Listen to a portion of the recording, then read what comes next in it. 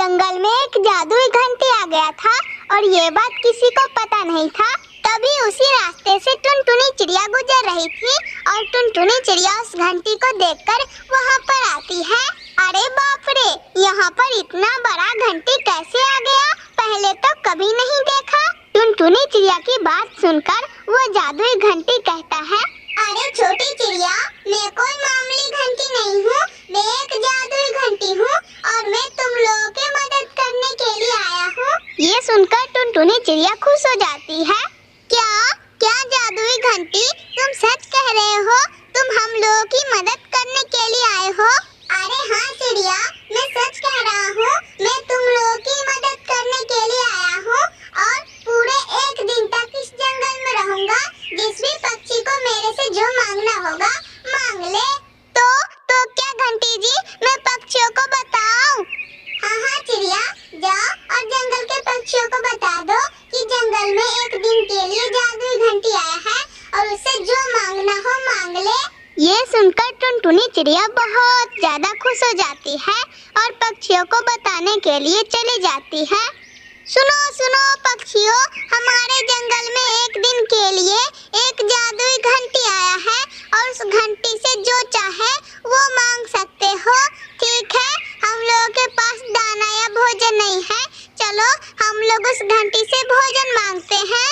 ये सुनकर सभी पक्षी बहुत ज्यादा खुश हो जाते हैं। गोरी कौवे भी वहीं पे बैठी हुई थी, वो अपना दिमाग लगा लेती है। सभी पक्षी उस घंटी के पास जाते हैं और सभी पक्षी खाने के लिए भोजन मांगते हैं, लेकिन गोरी कौवे घंटी के पास नहीं जाती, वो सीधा अपने पति कालू कौवे के पास जाती है। कालू जी पता है, हमारे जंगल में एक दिन के लिए एक जादुई घंटी आया हुआ है और उस घंटी से जो मांगना चाहेगा वो घंटी उसे देगा। ये सुनकर कालू कौवा चकित हो जाता है।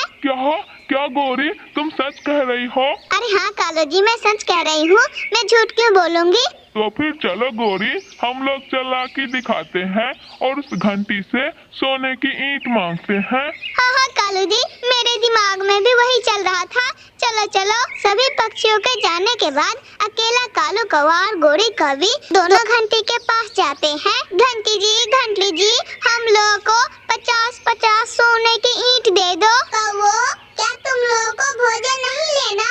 अरे नहीं घंटी जी, भोजन तो पागल पक्षी लेते हैं, हम लोग तो सोने की ईंट लेंगे। देखो कौवो, लालच करना बुरी बला है। हाँ, अब मैं समझ गई घंटी जी, आप देना नहीं चाहते।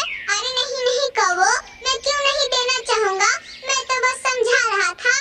ये लो अपने सोने की ईंट। जादुई घंटी से सोने की ईंट लेने के बाद दोनों कौवे दूसरे जंगल बेचने के लिए चले जाते हैं। रास्ते में कालू कौवा और गोरी कौवे को दो लुटेरे उल्लू मिल जाते हैं। अरे सोने की ईंट, कौवो तुम लोग ये सोने की ईंट कहाँ से लाए हो? कहीं से नहीं लाए हैं लुटेरे जी, हम लोग को छोड़ दीजिए, एक सोने की ईंट हम लोग आपको दे देंगे। क्या कौवो, एक दोगे? चलो भागो यहाँ से, हम लोग तो ये पूरा सोने की ईंट लेंगे। इतना कह के वो चालाक लुटेरे कालू कौवा और गोरी कौवे से पूरा सोने की ईंट छीन लेते हैं और उन दोनों को वहाँ से भगा देते हैं। और घंटी का भी एक दिन खत्म हो गया था। कालू कौवा और गोरी कौवे जब घंटी के पास जाते हैं तो वहाँ पे कोई नहीं था। वो दोनों रोने लगते हैं। कालू जी, हम लोगों की गलती है, हम लोगों ने लालच किया और हम लोगों को ये सजा मिली। घंटी ने भी बताया था लालच बुरी बला है, लेकिन हम लोग नहीं माने। कालू जी, क्या करें अब? करना क्या है गोरी, चलो किसी पक्षी से भोजन मांग के खाते हैं। दोनों कौवे उदास मन से वहाँ से चले जाते हैं। इसीलिए कहते हैं कि लालच बुरी बला है। मेरे प्यारे दोस्तों, अगर आप लोगों को ये कहानी अच्छी लगी हो तो प्लीज इस कहानी को लाइक करके हमारे चैनल पीहू चिड़िया को सब्सक्राइब करना ना भूलिएगा।